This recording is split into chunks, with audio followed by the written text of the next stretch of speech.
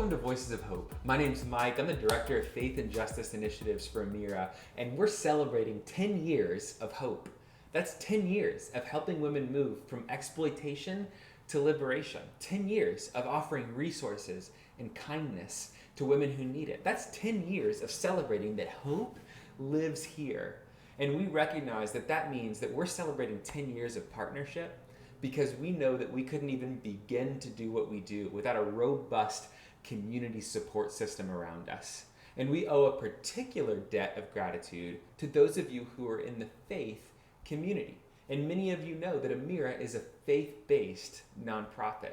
Now that doesn't mean that we require any of the women who come into our home to share our faith. We're going to offer them the highest level of care at no cost to them. We're going to surround them with the community of love, and that comes free. And for those of us on staff, as an organization, we're followers of Jesus, committed to his church and believing in the transformative message of love that was displayed on the cross. And that truly is the crux of it for us, that sacrificial love has been displayed, and that changes us, and that makes us change agents in the world. That sacrificial love comes to us and flows through us to a world in need, and where we can lay down ourselves, where we can sacrifice our time or give up our resources or ultimately our lives, we will, because that's been done for us, that this love changes us and then it makes us change agents in this world. See, one of the earliest followers of Jesus, a guy named John, would pick up on this and he would write about it. And he would say, there is no greater love, there is no greater display of love in the universe than this, than someone should lay down their life for their friends. And that's what it is for us, that we could lay down our lives, what we have to offer for those who desperately need it. And we get this from our founder. This comes right from the heart of our faith, all the way back to the Psalms. God, the God of the Bible, will introduce himself and he'll say, hey, do you want to know who I am? Do you want to know what's essential to my character? Let me introduce myself. I'm God, and I'm a father to the fatherless. I'm a husband to the widow. I am a friend of the alien, the stranger, the refugee. He says, that's who I am. And that stands in stark contrast to the ancient cultures around them. See, in ancient cultures, when a god would introduce themselves, they would identify with the cultural elite or with the powerful, but not so with God.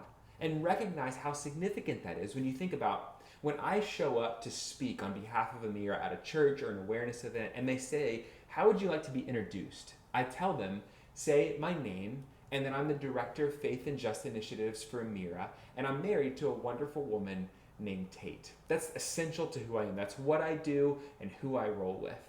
And God says, do you want to know who I am and who I roll with?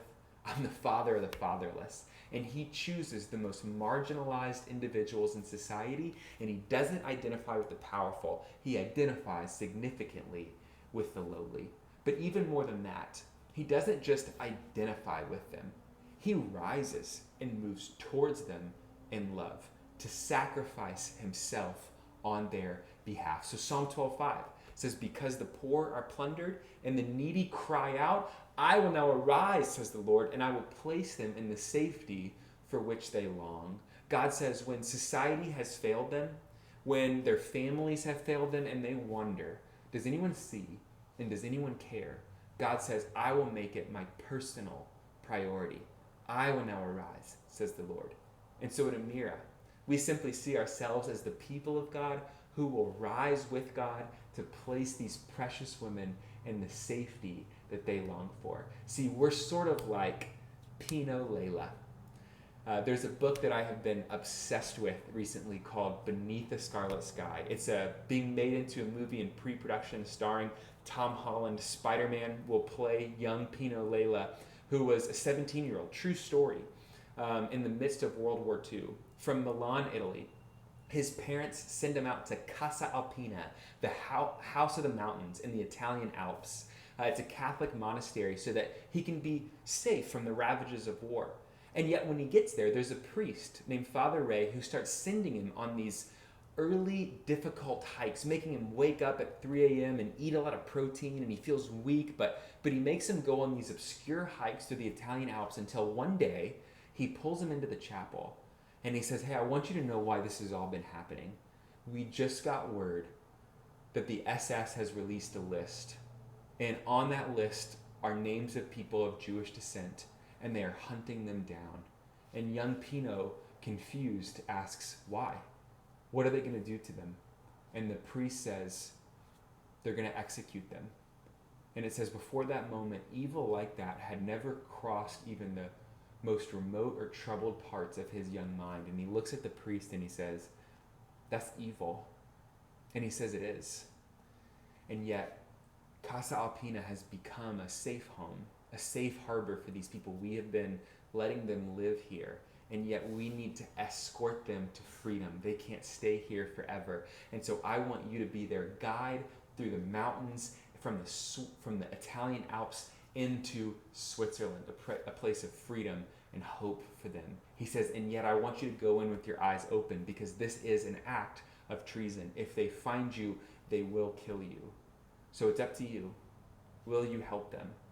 And it says Pino begins to think, and it says the trials of the last few weeks become purposeful, and he feels excitement in a way that he hadn't felt in years, and yet that's all mingled in with the very real fear that comes from laying yourself down for somebody else. And he says, I'll help them.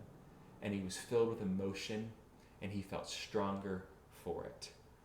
And traditionally in my new marriage, my wife is the one who stays up late and I go to bed early. But when I was reading this book, I was up until 1 or 2 in the morning, and my wife is like, "Can we go to bed now?" And I'm like, "Not now, babe. He just found out that a woman that's on top of a mountain is pregnant and she can't go on. So he's going to ski down the mountain with her on his back." And I just think that whole thing is such a beautiful metaphor for what we do at Amirah. See, at Amirah, we don't rescue anybody. That's not up to us. Agency is in the hand of the survivors, but we can be a safe harbor, a safe place to heal.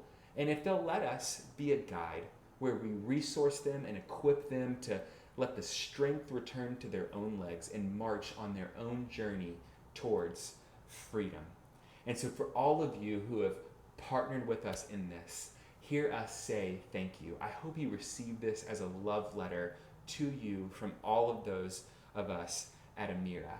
See, we believe this transformative love that is sacrificial comes to us and then teaches us to lay our lives down for the world. And so thank you for all of you in the faith community who have come alongside of us in that, who have laid yourself down and your resources down for the good of these women, so that we can all be a part of the solution.